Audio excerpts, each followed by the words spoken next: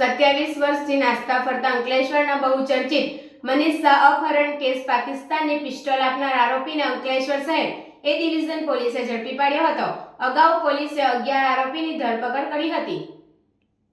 બનાવની વિગતો અનુસાર 15 જુલાઈ 1997માં અંકલેશ્વરના જાણીતા સમાજસેવક અને શ્રોફ ભૂપેન્દ્રભાઈ શાહના પુત્ર મનીષ શાહનું 4 ઈસમોએ બ્લુ કલર CLO કારમાં અપહરણ કરી લઈ ગયા હતા અને 1 કરોડ રૂપિયાની ખંડણીની માંગણી કરી હતી, જે અંગે જે તે વખતે ભૂપેન્દ્રભાઈ શ્રોફ દ્વારા અંકલેશ્વર શહેર પોલીસ મથકે ફરિયાદ નોંધાવતા પોલીસે ગુનો નોંધી વધુ તપાસ શરૂ કરી હતી અને ATS અને ભરૂચ LCB પોલીસે સંયુક્ત ઓપરેશન 11 વ્યક્તિને ઝડપી પાડ્યા હતા અને અપહ્ય મનીષ શ્રોફને સુરેન્દ્રનગરના પાટડીના નારણપુરા ફળિયામાંથી સુરક્ષિત રીતે મુક્ત કરાવ્યો હતો।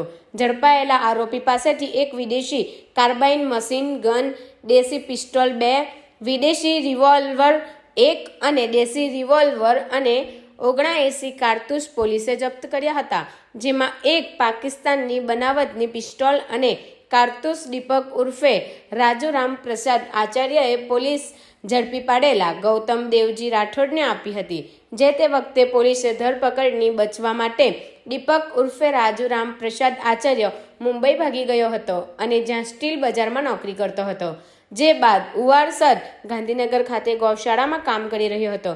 દરમિયાન PIPG ચાવડા અને ટીમ દ્વારા વોન્ટેડ આરોપીને ઝડપી પાડવાની કવાયત શરૂ કરતા ટેકનિકલ એનાલિસિસ અને હ્યુમન ઇન્ટેલિજન્સની મદદથી તપાસ શરૂ કરી હતી।